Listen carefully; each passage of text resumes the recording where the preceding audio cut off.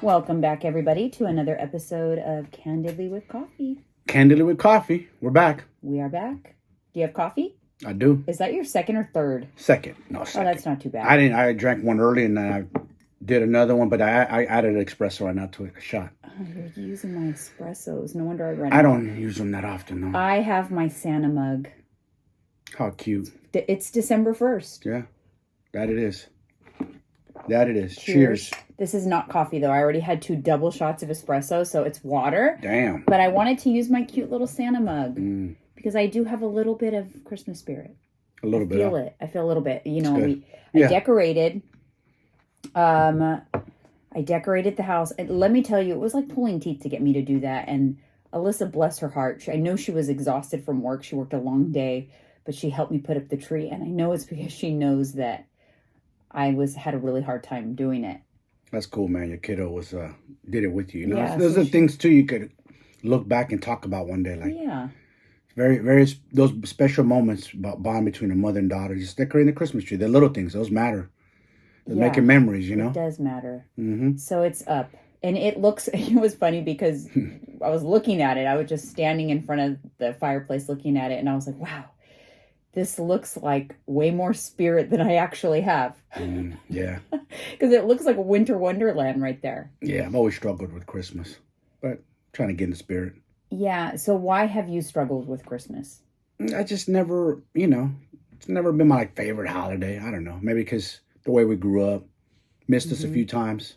Sad as a kid, Yeah, missing Christmas. Yeah. Yeah. And I don't want to rag on my father, but I could tell it was tough on him. You got to pay bills and food or toys for Christmas. I know. It's kind of like, you know what you don't realize? We would go to the fire department, I think. They would have toys for kids. I kind of remember that. Yeah, I remember you told me that. Yeah. Because you did that. We gave to the fire department because of that. Mm-hmm. Yeah. But you know what's interesting is the magic of Christmas is wrapped up in your parents. Your parents are who make it magical. If they don't or don't know or whatever, then it's not as magical. Yeah. My parents, I have to say, for being like immigrant parents, didn't have a lot of money, they made Christmas magical for us. Like that's they really special. did. My dad shared a memory at Thanksgiving and I remember this vividly, and I was like, no wonder I love Christmas, because we would go every Christmas Eve. My dad had sisters, so we would go to his sister's house, and all of our cousins were there, and we would have exchange gifts with our cousins, and it was so fun. It was so much fun. I remember it vividly. And my dad would slip out during that evening without us knowing and go home and do the whole Christmas. Put the toys together, put all the gifts under the tree. So when we would leave the house, there'd be nothing. And we'd come back and it would be the magic of Christmas. And we were just shocked. Like, how did this happen? Even as we got older, we still that's why we believed in Santa and stuff for a long time. Yeah. Because my parents made it magical like that. They really did. And parents are real heroes. Yeah, and so it made me just reminisce and realize gosh, it's the parents that make Christmas magical. And even though my parents had sadness and loss and lost their parents and all of that, they didn't stop making things magical for us. Yeah. I think that's what's really helping my brother get through this time. Because for those of you who don't know, maybe new listeners, but my mom died on Christmas Day last year, but she died at midnight on December 26th. So right as it went into 12/26. And so it's really a difficult time for us this year, especially. Well, last year was freaking terrible too, but my brother was talking about how he has to kind of keep going because he's got the responsibility. He's making the magic of Christmas right now for his kids. Obviously, my kids are grown, but it's still if I didn't put up the tree or whatever, they would forever remember this Christmas as the Christmas we didn't have a tree, the Christmas we didn't have tradition. So, yeah, as hard as it is, life goes on. Yeah, it does. You got to push through, and your mother would your mother would be mad at you if you didn't put up the tree. Well, I right? made the freaking promise to her, and so honestly, that's what pushed me through, and so it's done. It's done. It's up. It looks cute. Tyler likes it. Alyssa likes it. The front of the house looks like Candy Cane Lane.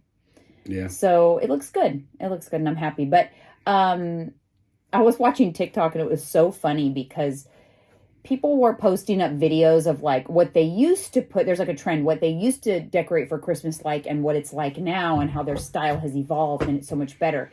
There's this trend for like, everyone calls it a beige Christmas. Well, it's really like minimal Christmas, but it's all beige decor and kind of looks boring. Yeah. Somebody's trying to switch up the game, huh? Well, yeah, they're just like having it be so stylized and like, I don't know. Even my house, you guys, like I like things like nice, but it's very practical. Yeah. I'm not into like those houses that are like overly decored. Like we live in our house, you know? Yeah. The dogs tables go with on decorations and things that just don't make no sense. There's not a lot of vases and things. Yeah. Very minimal. Like, yeah. I want to live in my house. Yeah, you want to enjoy every room. Yeah. No, I can't go in that room because it's the room that everything can't be touched or moved, or I that mean, couch that's how I can't be grew sat up. My mom was like particular about her stuff. And like there was a room, like she would check the carpet to see if there was footprints on the carpet. Wow. So like, no, but it's funny because I think especially social media has made everyone feel like everything has to be like aesthetically perfect all the time. Mm. It's mostly fake, you guys. Like, have you seen those like get ready with me videos or like day in my life vlogs where it's like perfection in the background, like everything is perfect, and they do that for the video. Most people actually don't live like that. Mm. You know? Yeah. You could tell people overdo it. They're trying too hard to create something that's not reality. I know what you mean. You're like, come on, really? Like sometimes my glass has spots on it. It's not all perfect, Exactly. you know, and like people try too much. Yeah, like, you know, I eat off paper plates, to be honest. It's not like aesthetically beautiful meal, but it's still good. You know, I don't know. Goes down my stomach. Yeah, so I don't, like, when I take a selfie or whatever, I don't look at the background and like, oh my God, I got to clean up. Like there's slippers and dog toys on the floor. Mm-hmm. Dogs are roaming around in the background. Like I don't do that. What you see is what you get. If it looks nice, cool. Yeah. But it's just because it happened to be cleaned up at that moment. But I don't do it for the gram. For the gram. Nah, I don't. Try to keep it real. And it is what it is. Yeah, you know what I mean? Yep, exactly. So on to, I want to recap or where we left off with the Kim K thing. So of course, right when I post the podcast, she comes out with a statement, and we had talked about how she had been silent for 6 days or something like that. Explain what the Kim K thing with Balenciaga. Yeah, I know, babe. Thank you for the cue. Well, you just jumped on it, Kim K. Well, no, but like on the last episode, we talked about the Balenciaga statement with the child pornography, blah, blah, blah. That's what I was getting to. You cut me off. So she was silent for 6 days and came out with a statement. I had talked about how the reason she was silent was not because she needed to be, because she has to go through the legal channels to make sure she's putting out a statement that's not going to get her in trouble financially. Yep. On the hook legally. She's probably got a contract with them. Yep. So she did finally put out a statement. Very curated. Lawyer. You know, it has to be. But people are like, then they're slamming her for that. But listen, you don't want to be sued. You have to be, when you're of that stature, you have to be careful. You don't just have the freedom to say what you want when you want. It's funny, they're going to her like she owns the company. I know. She's just an influencer who's working with them. She doesn't own Balenciaga. It's just an influencer. But it was kind of like a bland statement. But then I noticed something. So I know she has a contract with them of some sort. And what that means is kind of like these influencer contracts where you are like, you sign a contract like, here's this lump sum of money and you have to do these deliverables. So I'm pretty sure she's in contract with them, and that's why prior to the controversy, she had posted herself in the Adidas Balenciaga collab. Mm-hmm. Very like Balenciaga out, you know, but she does like these staged paparazzi photos. That's kind of her shtick that she does for these types of collaborations. But the ones she's still posting herself wearing Balenciaga, but it's much more subdued. And she still posted it? Yeah, post statement, she posted herself in a Balenciaga outfit. She has a little Balenciaga purse, but it's very subdued. So my guess, and I'm just guessing, speculation, is that she's still trying to meet the terms of her contract by posting herself in the looks. Yes. But, being more subdued about it. So like her Balenciaga purse, she has it turned around. So the logo's on the inside of the photo. She's in a more subdued look, not a total like Balenciaga in your face look. Gotcha. And my speculation, which is the same thing I speculated last week, has not changed.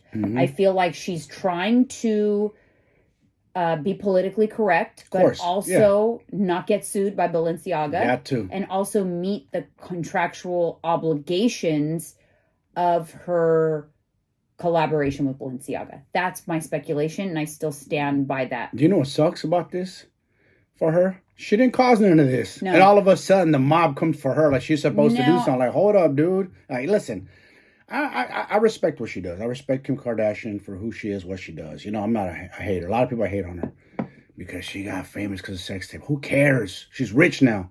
Yeah, I do think she won't. I think that she probably was going to work with them again. Yeah, probably not. But I think that she won't sign a new contract. That's what I think.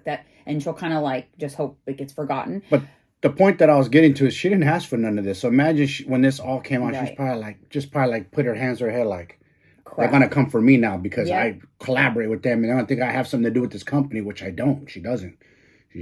Same thing you do. You are influencer for certain companies, Yeah. You get paid contractually. You know what's interesting? I was thinking about, I freaking have pink Balenciaga slides.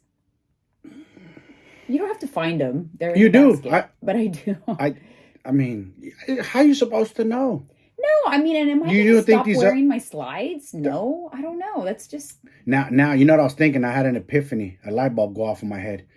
Now, I bet you people, like the TikTok investigators, are going to go look at Louis, Gucci, and other brands and go dig deep in the archives to see if they can find anything that has to do with along those lines. Because a lot of people are saying, don't just look at Balenciaga. Y'all need to look at all those other European brands. They're all the same kind of way. I know. So that all of a sudden, all these things are going to be canceled. Like, nah, man. I don't know. What I own. I mean, what do you want to do?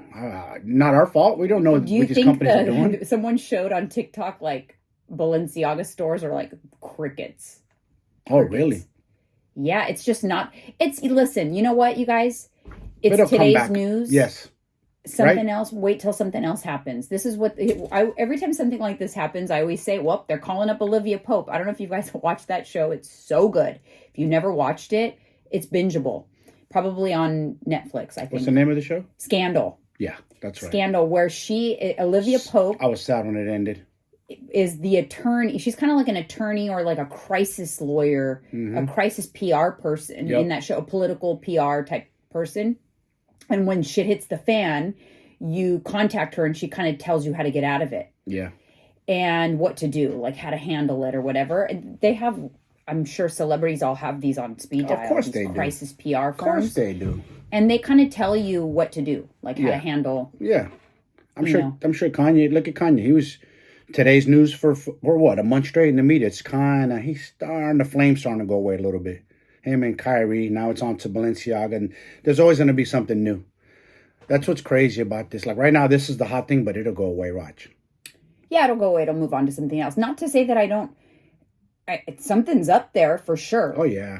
Like. It's real creepy. But just weird to me, like why they would be so blatant about it. I feel like. And now you want to sue the people who created the little ad or the marketing? Like you approved it. You have to approve it. Babe, you've been in tech. Yeah. You've been up there in the corporate ladder. Before that even gets released out to the public, how many channels does it have to go through? How many editing? Come on. You got to approve it. So if you approve it, they're not on the hook for it.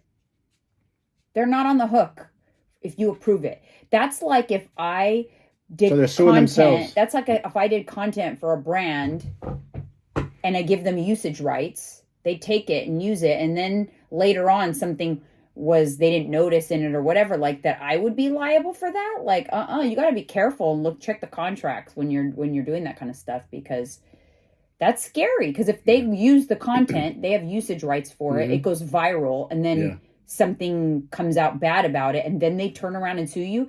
There is a clause. It's like an indemnification clause. I can't think of the word, but you have to, even as an influencer like me, low level, right? Tiny little person on this earth, you have to make sure in those agreements, when you give a company usage rights, that you are not liable if they get sued for that ad. You have to make sure it's in there, because if they get sued, you want to make sure they can't turn around and sue you because they got sued.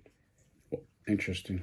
And I'm sure a big art director firm that's doing a huge ad campaign for Balenciaga has that in their contract with Balenciaga. You know what I mean? They're pros. But I think that they're doing the lawsuit. It might not, you can sue anybody for anything, even if you have a contract. But the lawsuit is kind of just like a... trying to save face. Yeah, save face. They think they're slick. You ain't slick. Stop it. You got caught slipping, and now the heat is on you. That's just the way it goes. And it was just, not just the whole thing with the child. That is concerning itself, but the paperwork, the case law. When everybody zoomed in, I was like, why would you have that there? Why would you worry about child pornography laws in this country being changed? Because that proves that it does... The argument of this had nothing... I don't know. They were just teddy bears, so they're in a little provocative clothing. But the document... The documents. It's very disturbing. The Supreme Court ruling. Like you're following it that deep? Like that means that the intention was something to do with child exploitation and stuff like that. Yeah. That it wasn't an accident. That makes it like intentional. Bingo. That's what makes it right there. That was the nail in the coffin. When they say there's a nail in the coffin, that was their nail in the coffin. Yeah. I'd explain that. Why were those papers there? Why are you so concerned? Do you know exactly what the ruling was? You don't know? I don't know. It sounds like they... I mean, you can look it up probably. I don't know. We'll look it up. I don't remember exactly what it was about, but... Yeah, it had to do with child pornography on the internet. They like basically dummied it down a little bit, you know? Didn't we were watching the news this morning, speaking of pedophilia and child pornography and all of that. Oh, yeah. There's an article that came out in the Daily Mail. Yes. That there was like a census done on pedophiles in California specifically, and that they don't serve a lot of time. Like, they don't serve their whole sentence. 2.1 years on average? Average of 2.1 years. You got guys that sell a little bit of dope and do 10 years in federal prison for a piece of rock and a gun, 10 years off the rip. Like, they get out earlier. They're literally a danger to society. And they're letting them all out. Literally. They're letting a bunch out. And they're letting them out. And look at like Jeffrey Dahmer. Like, a while back, I watched that Jeffrey Dahmer documentary. If they would have not just slapped his hand when he got busted for molestation of a child, 16 people would have not died. Facts. Isn't that crazy?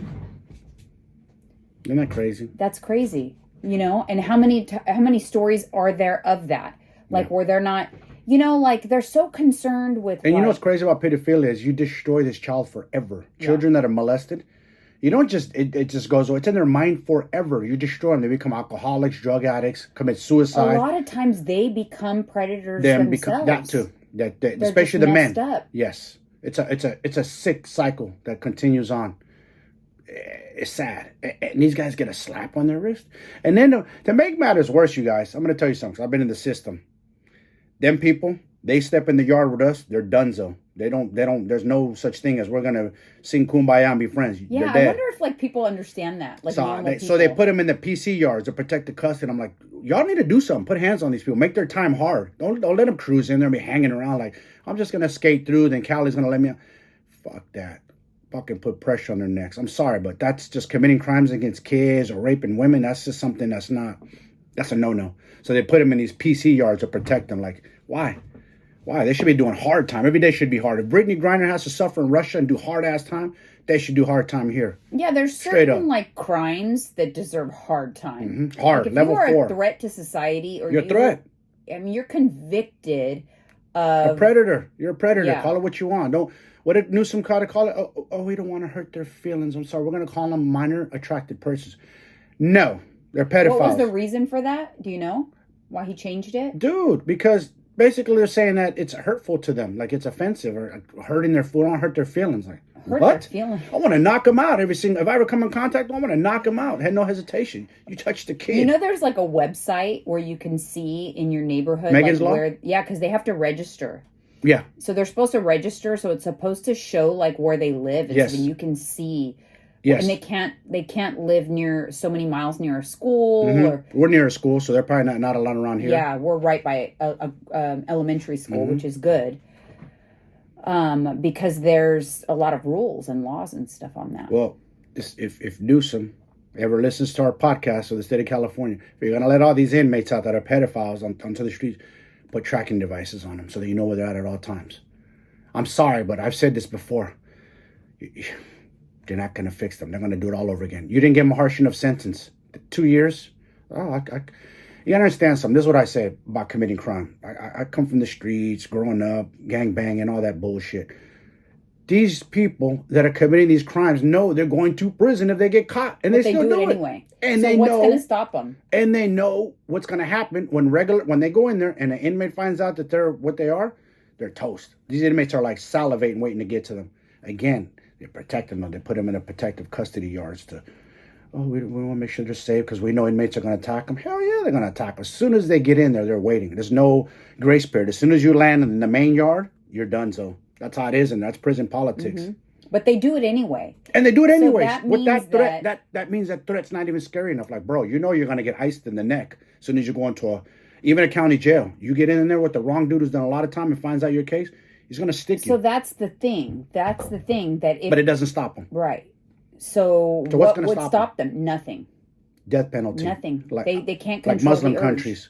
China, Singapore, Muslim countries, that's death penalty. There's no I'm gonna feel sorry for this automatic death penalty. They don't play that. I wish we did that for them, honestly. I'm for it because that's a sickness. They're gonna come out and destroy another child and another child and another child. Does castration help? Yeah. Does it does that remove the urges? I don't know, you know? I because everything starts in the mind. Yeah, because how do we get attracted? Mental. You see something and you get aroused, or it all starts here. Yeah, it's the mental. So that doesn't change. But then again, they don't have nothing on it. Some states are castrating, then they should. I think that should be. Yeah, but if you're convicted of, I don't know. And how aggressive is your case, and how young was the child? It's not all blanket. I don't like to make blanket statements. No, because there's some case by case. Yeah, because there's some also that's also, let's flip the coin. I was once 18. What if back then I slept with a 17-year-old? No, exactly. I didn't look at it like I'm a pedophile. We're both in high school. I just happen to be 18 and she's 17. How many of us done that back in those days? Right. You know what I'm saying? I'm going to keep it real. And no one thought about that. But you still committed a crime. So there's probably people today's era that are in there for that, accidentally sleeping with them because their parents pushed the issue. I know it happened to somebody in Salinas. Yeah, like really strict parents or something like that. Or what if they don't, you have a secret boyfriend and you guys are 16 and 17 and then you're 17 and 18 and your parents stick it to them because they find out that you guys are having sex or something like that. And I had sex in high school. Never thought about that. Never crossed my mind, dude. Yeah. Like, that's something like in today's era, you got to be sketchy. Because the dude that I knew, poor guy, his son was like 19 and the girl was 17. And for whatever reason, her parents pushed the issue and they put a case on him. Yeah. My parents could have done that too with my sister. But they didn't. But they could have. Yeah. See? Yeah. Scary. I know. Sorry, you guys. We're getting deep into this. Let your kids know. We just, my wife's a parent and I have nieces and nephews and I don't have no compassion or mercy for them people. Sorry. Anyways, moving on. So I want to talk about, we were talking about it a little bit the other day, but why people focus so much on things that don't matter when it comes to weight loss. They get fixated. They get fixated on shit that does not matter. Man. It's kind of like annoying. The ingredient Nazis? Just anything. So I want to go over like the things that don't matter for weight loss. So stop worrying about it. Yeah, stop. Just stop. Stop what you're whining. And I'll also go over things that do matter. And let's switch your focus and your efforts on things that actually matter. So some of the things that don't matter. Meal timing. That was a big one. Meal timing. It doesn't matter. I don't care when you eat. It does not matter, you guys. It doesn't make a difference. Were you like given the meal timing bro science stuff? Yeah. They said what? Breakfast, lunch, dinner. 3 big meals. Really? That's not bro science. Bro science is 6 meals a day. Oh, I'm sorry. When I really got into bodybuilding, yeah. Well, for me, I did 3 meals and like 2 in between snacks. That was the thing. I can't eat 6 meals, man. But I remember that 6 meals a day, every 2 hours. I do remember that. Yeah, not necessary. No, also, too much. Another common one is people think that you can't, and I used to believe this. So let me, before you go forward, you know what else I was told, babe? You probably could debunk this. The reason for the 6 meals, You're gonna your metabolism is faster. You're speeding it up and no, fake. Yeah, it's not true. There you go. It doesn't every speed two, up every your 2 hours metabolism. because your metabolism. Yeah, that's what we're told. Also, protein 30 grams. I used to believe that you could only metabolize so much protein at a time. So if you eat extra protein, it's worthless. Goes to waste. It's not true. It's actually not true. Your body will utilize it. It's different from muscle protein synthesis and like consuming protein. It's different. There are some science behind like muscle protein synthesis, but you can hit your protein goal by eating 50 grams of protein in a sitting, and your body's going to utilize all of it. It doesn't you don't just pee it out or something. Your body will utilize it. It doesn't go all into the poop. So that is actually like a bro science myth that's been debunked. But a lot of people still believe it. But it's been debunked. Can't change everybody's mind. So don't worry about that. Because a lot of times I'll tell people, like, if you have a big protein goal, it's not difficult if you kind of like start your day off with like really high amount of protein. Mm-hmm. So I start my day off with a protein bar, but it has 20 grams of protein in it. And then like a couple hours later after my workout, I'll have another breakfast and it'll have like 30 grams of protein in it. So right off the bat, first thing in the morning, 50 grams out of the way. Nice. Which is really good. It helps keep you fuller too, right? Well, if you start your day off with a lot of protein, studies show that you'll actually eat less throughout the day. You'll be more satiated and you'll have less like cravings. It's very satiating, slow digesting, keeps you full, satisfied. And the cool thing is it allows for some freedom and flexibility, like at dinner or even like for an after dinner treat. Because my goal is to get your protein goal done by dinner. Yeah. So that whatever calories you have left can be literally whatever you want. Could be a donut, ice cream, whatever you want, as long as the calories allot for it. Anything. Don't worry what it is. Well, she's telling you don't anything. Don't be eating ice cream and donuts at night thinking you're gonna lose weight. Make sure it's part of your caloric intake. Yeah, well, it has to be part of it. It could be anything. Yeah. It could be ice cream and donuts. If I have met my protein goal and I had 400 calories left and I wanted to have a Krispy Kreme donut for 170 calories and an mini ice cream bar, I could do it. So you do it and you keep the weight off. I do it. Because you figured it out. It's all numbers. It's all numbers. But people are going to argue, but what about the sugar? Aren't you concerned about the sugar? No, that's another myth. People worry about that. You're working on the numbers. Yes. So break it down what you're trying to do so people aren't confused. Sugars is part of the number.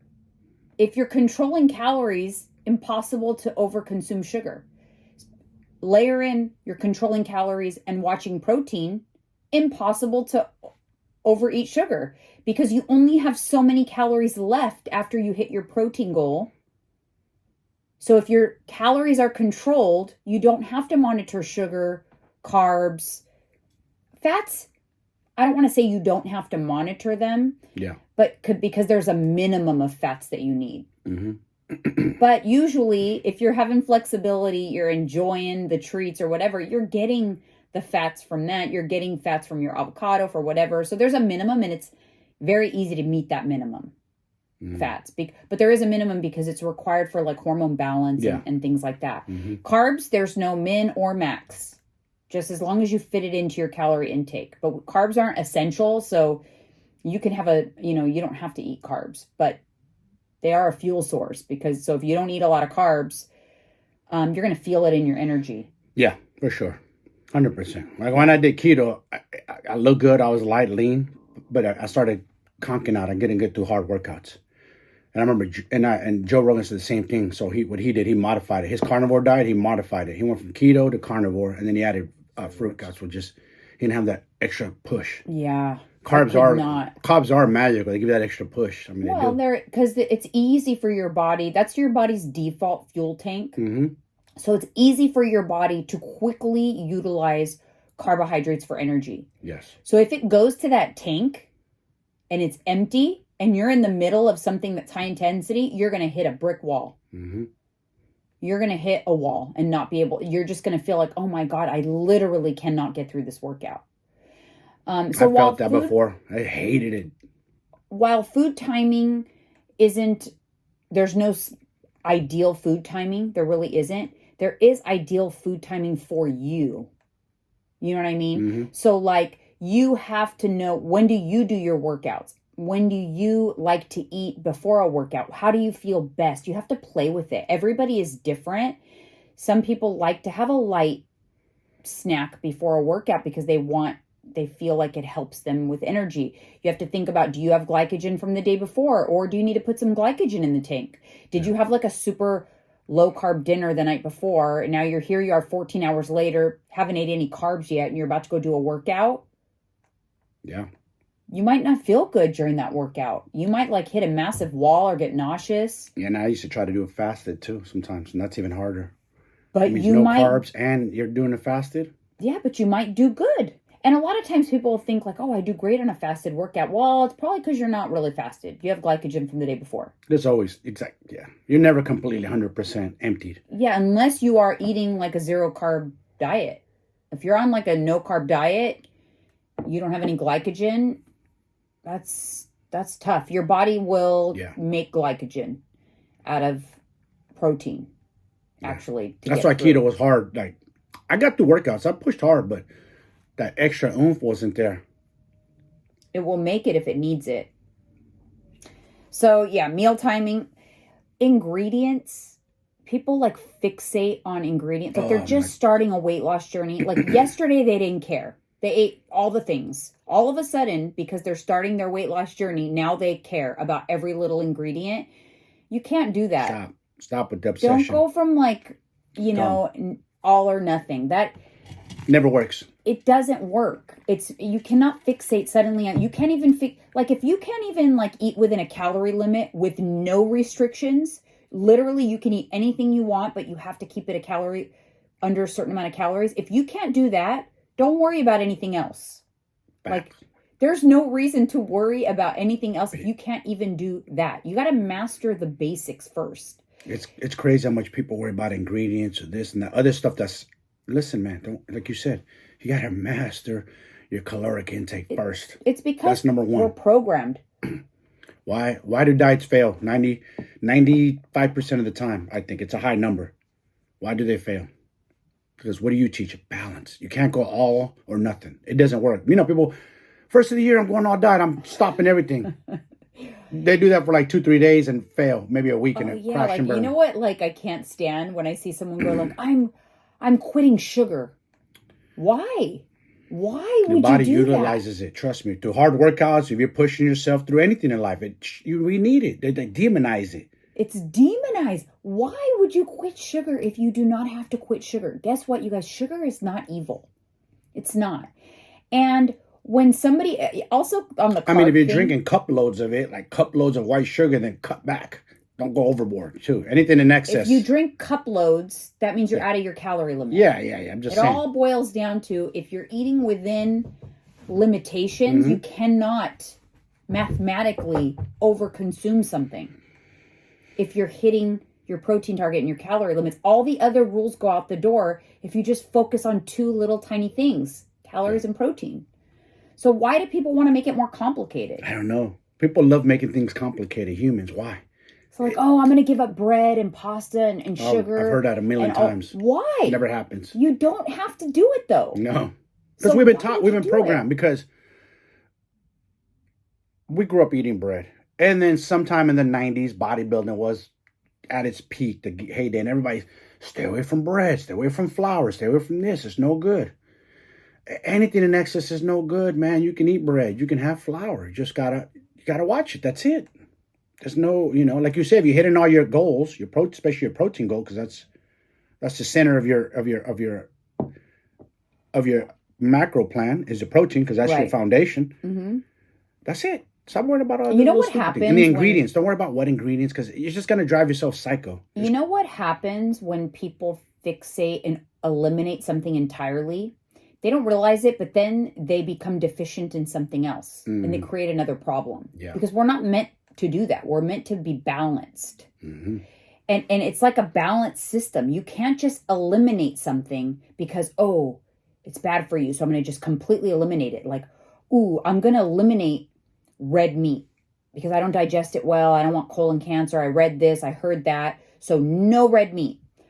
So this person doesn't eat any red meat. Then what happens? They have B vitamin deficiency, iron deficiency. Which a lot of women have iron deficiency. So then down the road, they're like, oh my God, my hair's falling out. I'm tired all the time. My metabolism's slow.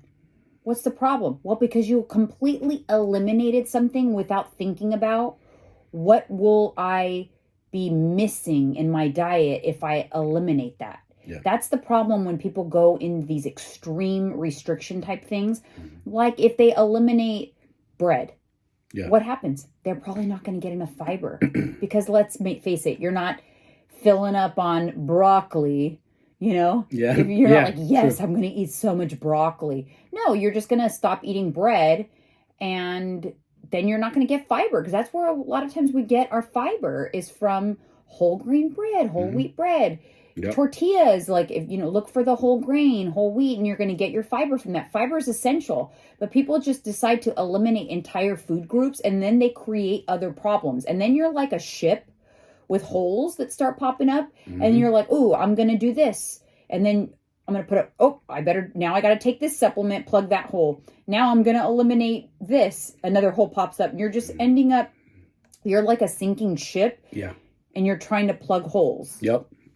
So be mindful of that. That's what happens when people eliminate carbs, eliminate sugar. You need those things. Our bodies need sugar. Sorry. You know what I mean? Like people stop vilifying sugar. I don't even track sugar at all. I don't track it or pay any attention to it. Listen, we all got sucked in that, fat-free craze in the 90s? Yeah. That was terrible. That got us fatter than everything because guess what? All those pastries, fat-free. I used to buy them. I got suckered in. Loaded with sugar.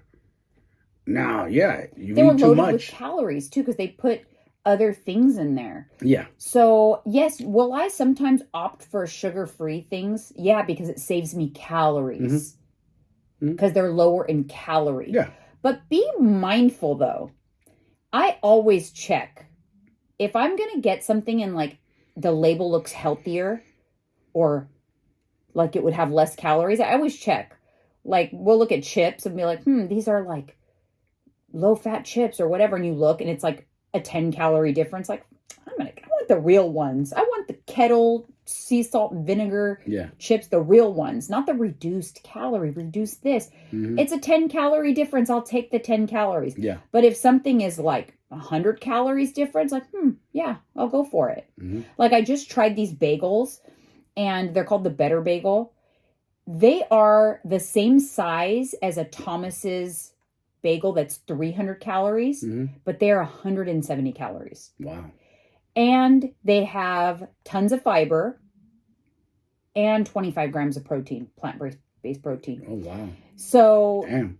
I like the real thing a lot of times, but sometimes I'll look and I'm like, ooh, is this giving me good bang for my buck? Yeah, on that one, I'm going to go with the quote unquote one that sounds better, literally the Better Bagel, because there's a lot of good trade-offs here. I got protein, there's fiber, it tastes good. Now, if it had all these great stats and I tried it and it tastes like crap, forget it. I'm back to the Thomas's Bagel.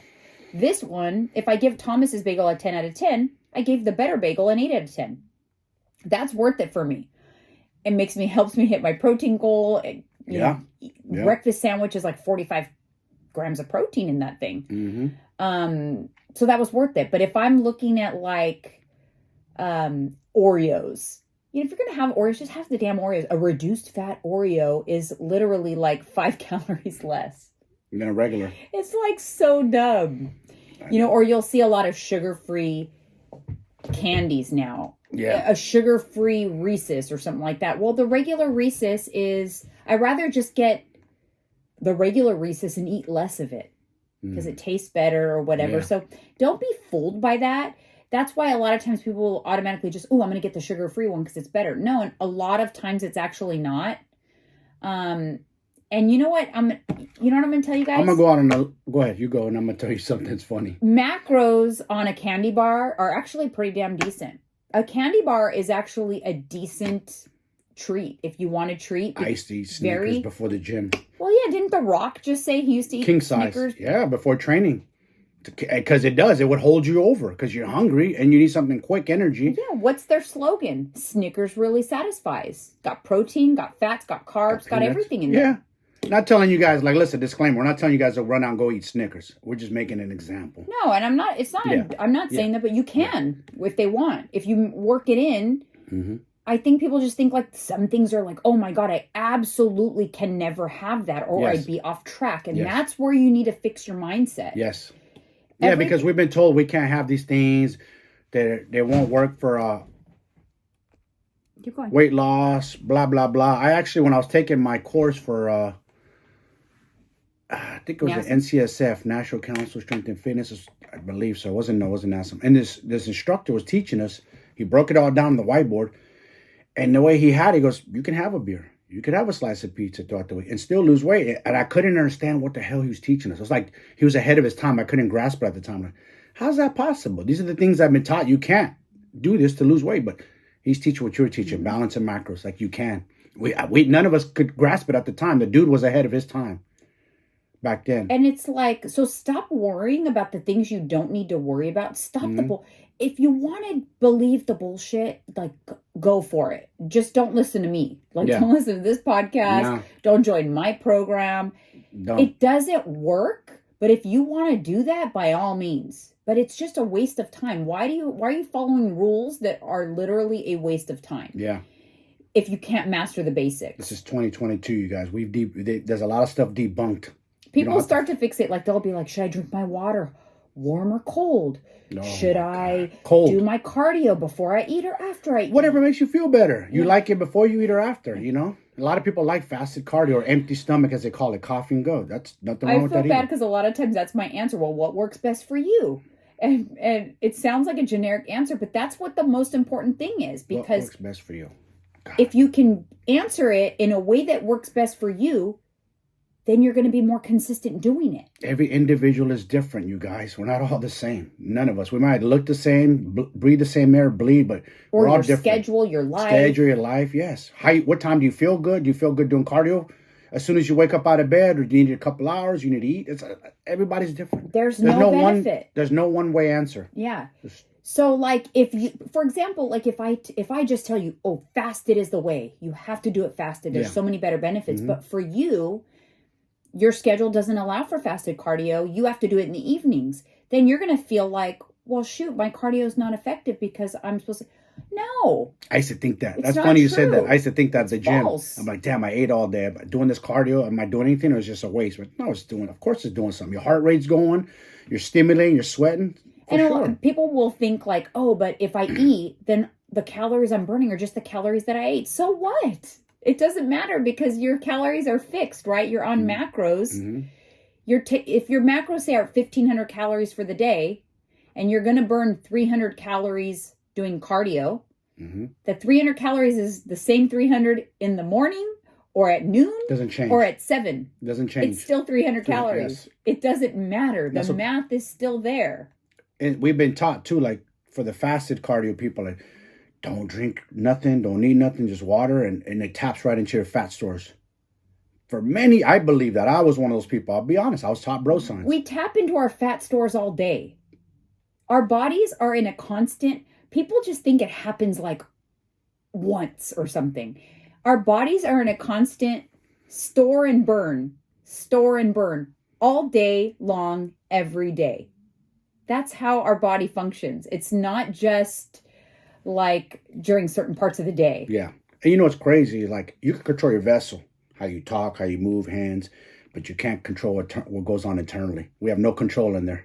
Mm-mm. Once you put that in your mouth, you have no control. Your vessel, your body Takes over. Yeah, it's pretty amazing. If you don't stop to think about it, like, your job is just to feed the vessel. From that point on, there's nothing you can control. What gets dispersed where, what goes where. Yeah, There's fat. little people in there working inside your stomach, and Yep. they're dispersing things. This is going to go to the poop toilet. This is going to go to his muscle cells. This is going to go, it's crazy. Yeah. We don't think about that, but you Just have no like control. Fat, you can't like control where you burn it. Yeah, there you go. Like, again, spot reducing. You cannot.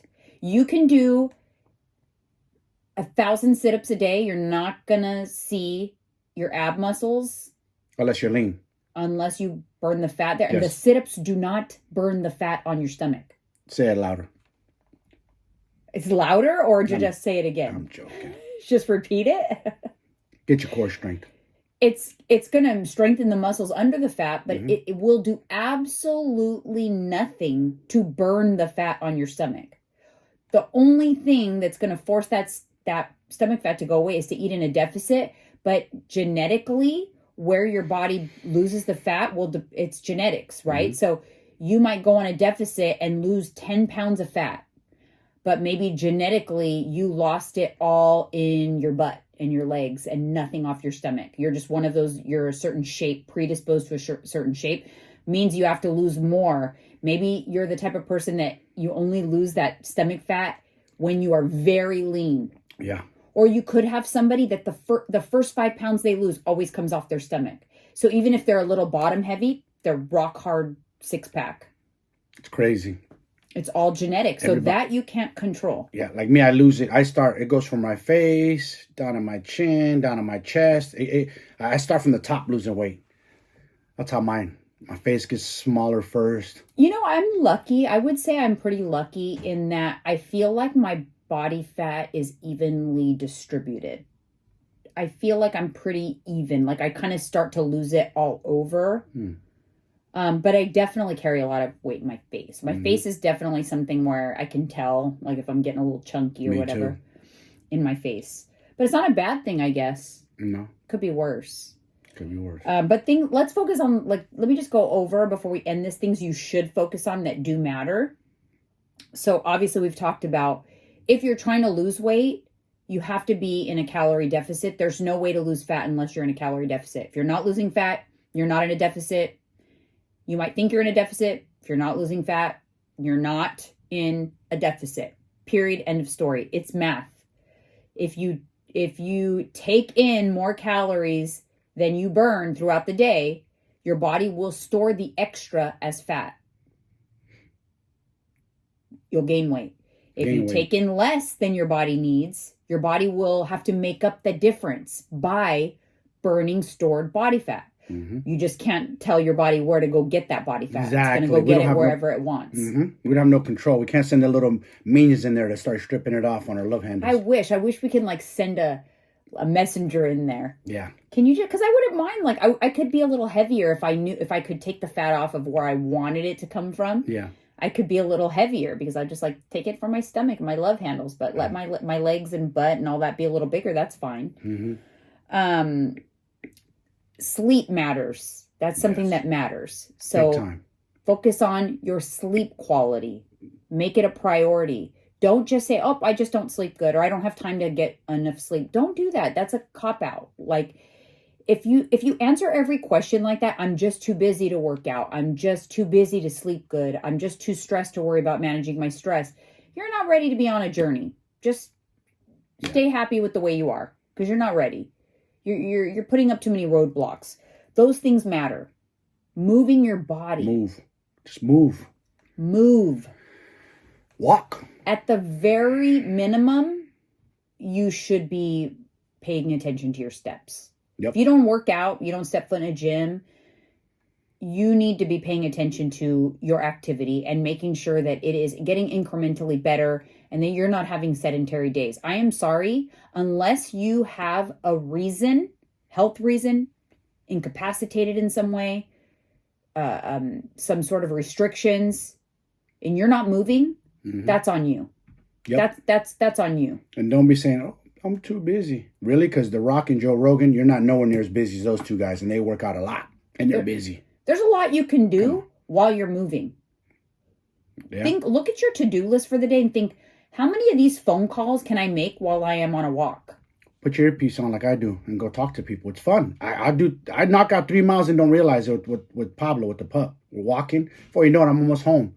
I'll be on a conversation. One of my friends are like, damn, this went by quick. We're just getting into deep conversation. And then before you know, my walk is done. Yeah, so if you're... Or podcasts or music, it's easy. Put earphones and go walk. I feel like you have an obligation to your body. You do. To your family, yes. to your kids, to your husband, to... Oh, the husbands, exercise. Huh? Oh, you threw just to everybody, yeah. Like because to be the best version of yourself. And I'm not talking about the same way aesthetically. I'm talking about health, so that you stick around for your kids, your grandkids, whatever. Because the stats show it. The stats show that people who walk 10,000 steps a day live I think statistically it's 10 years longer or something like that. It's crazy. It adds years to your life. Yeah, think about this. We're in this 2022. Reverse 100 years ago or rewind 100 years ago. You had to walk. There was no, I'm going to sit on the TV and be busy and watch TV. Or, your ass got up and moved back then. Doesn't matter, the wife or the husband. Everybody was moving, playing their part. That's just the way it was. And you could look at the way we were built just 50 years ago compared to now. How bad we're regressing. Our vehicles, our vessels are getting too big. It's not good. Yeah, we're going in a bad direction. So sleep matters, movement matters. And beyond that, I think everybody should be, again, unless you have restrictions, health restrictions or whatever, resistance training. Yes. Everybody should be doing some sort of resistance training consistently, at least 3 days a week. Yes. And you know what I like about 2022, this era, I will say, because I was a trainer. I met you in the gym. There was a few women that did work out that weren't scared to be in the weight room. But now, fast forward today, these women are stronger built. I see them. I'm like, damn, they're not afraid. They get after it. So don't be too scared to get in. It's okay. It's okay to work out with the guys around. Don't worry about it. Don't overthink it. Just get in there and just find out what you like. Like for me, I have I program it and make it so much easier for people, I think. Because even for me, I hate walking into a gym unless I have a checklist on exactly the things I need to do. Yeah. That's what my program is. It's literally like a checklist. So if you have a workout if I built it for you for the gym, you just open it up. Don't worry about anybody else. Just go, okay, this is the machine I need to go to. Yep. Here's the video. This is how she does it. I'm just going to do it. You check it off. Boom, you're done. You're out of there. Take your time. Don't be in a hurry when you're working out. Feel your body work. Yeah, but you could also do it at home. Get some dumbbells. Do a workout at home. I program home workouts as well. So no excuses. I can't afford a gym membership. Or you could do it at home. Save up for some dumbbells. They're cheap. Buy them on Amazon. Burpees, body weight squats, walking. Get some bands. Core work. There's so much you can do using a chair and, stuff at home, literally. Yeah. So that's not an excuse either. Especially if you are a woman entering menopause, perimenopause, resistance training is where it's at. That's where you're going to be able to put on muscle and increase your metabolism, strengthen your bones. Resistance training is what strengthens your bones and helps prevent osteoporosis as our hormones change. It's going to help you prevent you from putting on that hormonal weight gain. It's critical. It's critical to be doing some sort of resistance training. Also, too, working out, you learn balance. How to balance your body. What I mean by that is this could save you later on when you're older. If you have a strong leg, strong lower half, you're not going to tip over because you're balanced off and break your hip. I see a lot of old people. They don't look strong because you could tell they've never been to a gym. That doesn't have to be that way, though. No. This is a different era. We could be 60s and 70s and be strong. And and if you don't believe me, go pull up YouTube videos of 67-year-olds on there, and you'll be amazed at how ripped and strong they are. Because it's all in the mind. They don't tap into, my age, I'm old, I make excuses. No, they tap into their mind. That's where the strength lies. The highest cause of an early death for older people that's not related to illness is falls. Your mother is a prime example. You almost lost your mother to a fall, right? 12 years ago, I almost lost my mom to a fall. Yeah, see? She fell down some stairs and had a traumatic brain injury. That was 12 years ago. Exactly. What about Ivanka? Ivanka Trump fell down her stairs. She died, though. I know. She died. That's what I'm saying. Like, and I used to work, many of you probably don't know this. I used to work in an kind of like an old folks home. I don't know if is that politically correct to say old folks home? Senior living center? Senior living center, I guess. Yeah, who knows? But anyways, I used to work there, and it was kind of like a live-in center where they all had their little apartments, and then there was a health unit. And as soon as they got too sick to live on their own in their apartment, they got transferred to the health unit. And when they got transferred, usually that meant, like, that's the last end of the road, and then they usually would pass away.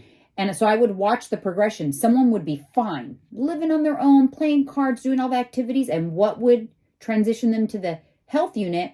A fall, broken hip. My mother. As soon as they broke their hip and went to the health unit, they declined so rapidly, and then they would meet their demise.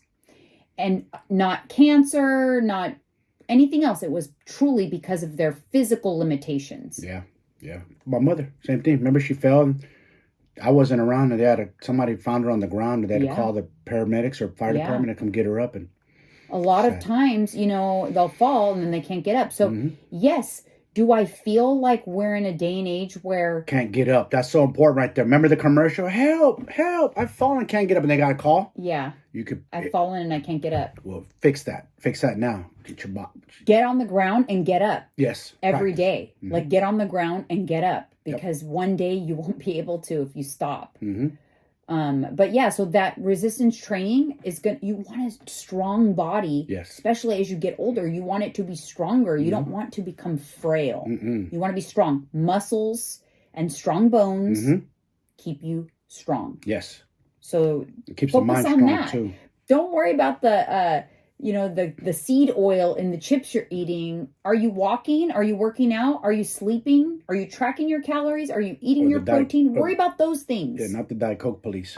Yeah, not the aspartame and the Diet Coke. And if you can save some calories by drinking diet soda, having some sugar-free things sometimes, instead of sugar because it's calories, use the stevia. Yeah. So that it helps you to stay in that calorie deficit, go for it. But don't avoid it because you're afraid of it in and of itself. And the funny thing is what I find so funny is people will vilify carbs as the villain or sugar as the villain. But usually those things that are vilified, like say a donut is so vilified. Like, is a donut only carbs? It's everything. It's got tons of fat, probably more fat than carbs, by the way. A deep fried donut is probably got more fat than it has carbs, but if not, it's pretty damn close. Yeah. So why doesn't fat get the why isn't fat deemed a villain for all the foods that are high carb? That piece of cake. It was in the 90s. It's not just carbs. It's carbs, sugar, fats, protein. It's everything. Yep. There's a little bit of everything in that piece of cake, that cookie, that donut. Yeah. The real culprit is all of those things combined into one thing. First of all, it's delicious and it's high calorie. Yeah. So delicious plus high calorie means you want to eat more. Yep. So that's even more calories. That's the real problem. It's excess. So focus on that. Focus on controlling your volume. It's not an eating disorder to track your calories and know your volume. Most people overeat. Period. Of course. That's why they're overweight. You're overeating. Just look outside. You see it all the time when we're out and about. And I try not to. It's just noticeable. It's too obvious. Yeah. And that's why all of these new medications that are out that are now approved for weight loss are really helping people, because their main thing that they do, it's not magic, guys. Guess what it's doing? Ozempic and all those, I can't think of the names, but all of those medications, the GLP-1 medications, they're in reducing appetite. They have appetite inhibitors and suppressants. They reduce appetite, and so you're in a calorie deficit. It's the same thing as weight loss surgery. A lot less invasive. If you qualify, you have to truly be obese. Yeah. You can use other things to help suppress your appetite. If you're not obese, you don't have to take this very expensive injection medication. But if you're obese and you've got contributing health factors because of your obesity, see a doctor, see if you can get the prescription for it. And it's sad, and I see a lot of older people, like seniors, that are obese, and they're struggling walking, and you can see these ladies, like, They're just, Your I'm just joints, your looking at it knees. like they're one fall away. They're Yeah. too heavy for their fucking vessel. I'm sorry. They're just too heavy. You're too old and too heavy. And I'm talking about like 250 plus. Yeah, and you know what older happens? older women that are But like, it's a domino effect too, because the heavier you get, the less you can move.